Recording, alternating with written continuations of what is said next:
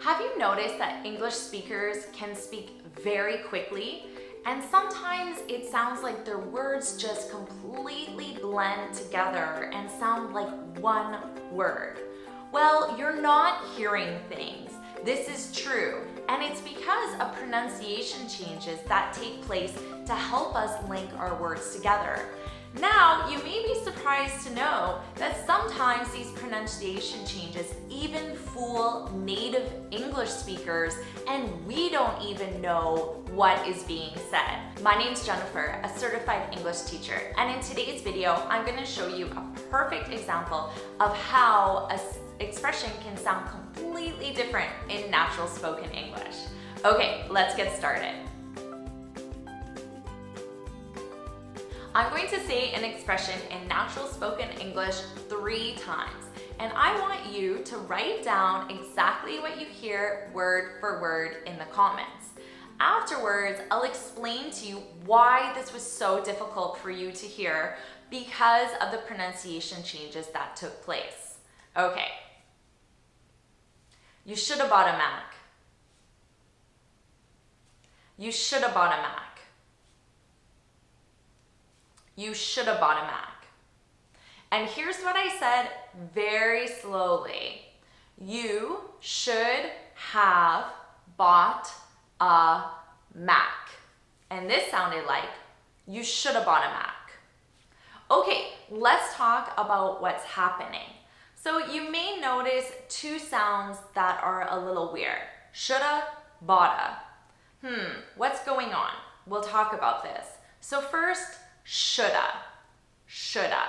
This is a very common reduction in English. So what we do is we take 2 words, which is should have, and we reduce them to sound like one word, shoulda. So how is this happening? Well, first of all, know that should have can be made a contraction, and the contraction is should've, of, should've. So as a contraction, I could say, you should've bought a Mac. But notice that although the contraction does take 2 words and reduces them to 1 as a contraction, I still change the pronunciation of this to make it shorter. Now, the only reason I do this is so I can link my sentence together a lot easier, because of, this v sound in should've, is a difficult sound to link to the next word. So because of this, I change of, the V sound, to an shoulda, shoulda, because now my sounds are easier to link together. Shoulda. Okay, so a lot of native English speakers actually think that should've is formed by should and the word of. So you will see this a lot in spelling. In written form English, you will see a lot of English speakers use should of.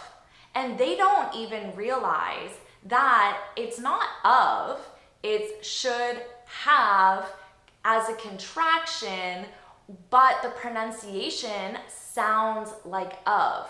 So should of is grammatically incorrect. It's not the correct preposition we need. We don't want the preposition of, we actually want the auxiliary verb have. So this is a very common mistake that native English speakers make because they learn English from pronunciation. They learn English from hearing it, whereas students generally learn English from seeing it written down in a textbook. So because of this, sometimes native English speakers make mistakes because of these pronunciation changes.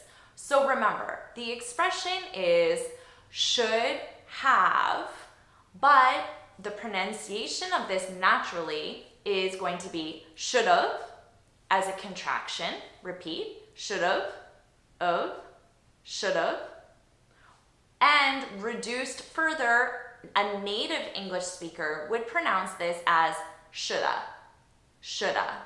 Repeat, shoulda. So notice the main vowel sound is Repeat, should, shoulda. Okay, very good. So then we have you shoulda boughta Mac. So what is boughta? Is this a word? Well, no, it's not. It's a reduction.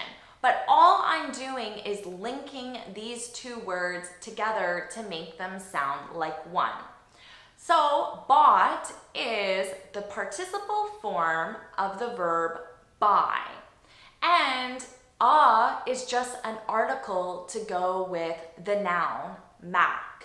So all I'm doing is I'm linking these two sounds together, and instead of saying bought a Mac with unnatural pauses between them, I'm just linking them and saying boughta. You shoulda boughta Mac. Okay, so let's look at the structure of this sentence now. So we have a subject, of course, and then we have should have as the expression. Now this is followed by the participle, which is the third form of the verb. So if you have should have, you need to use the participle afterwards. And we use this expression to talk about something you wish you did or didn't do in the past. So it's expressing a regret or expressing something you wish didn't happen in the past.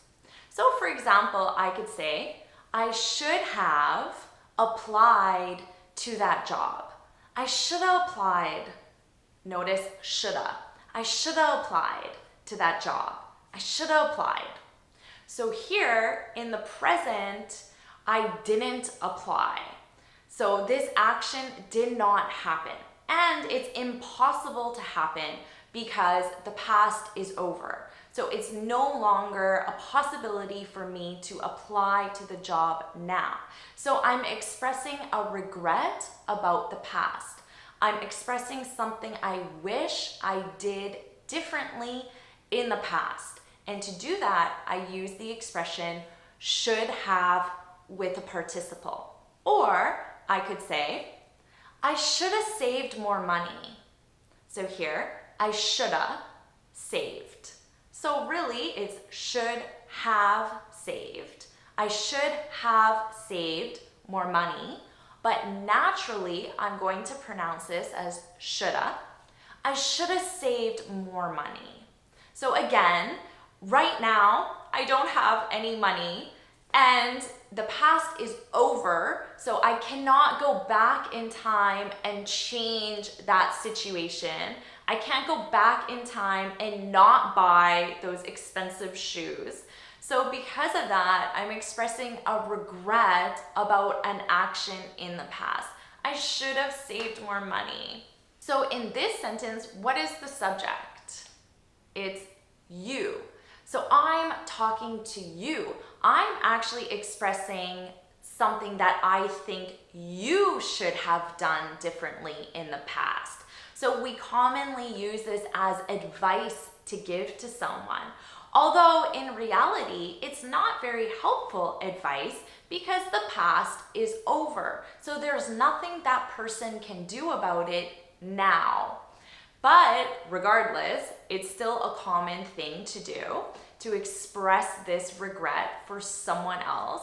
And in this expression, it's about a purchase of a Mac, which is a Mac computer or a Mac product generally used for laptops. And I'm telling my friend, you shoulda bought a Mac. So in the present, they did not buy a Mac. Likely they bought a PC instead.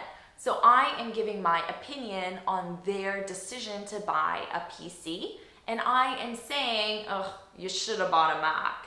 So I'm saying I don't agree with the decision you made in the present.